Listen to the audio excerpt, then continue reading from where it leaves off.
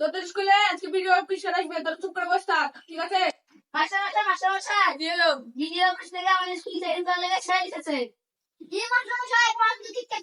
আচ্ছা, বসুন বসুন।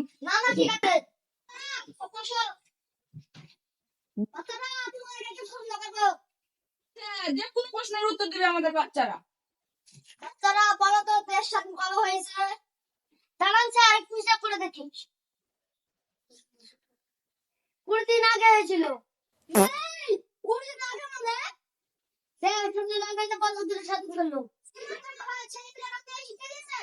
কি জানি যে 20 দিন হলো না 21 দিন হলো, ওই একদিনের লাগে ধরাধরি করে না। বিদ্যুৎ আবিষ্কার কে করেছিল?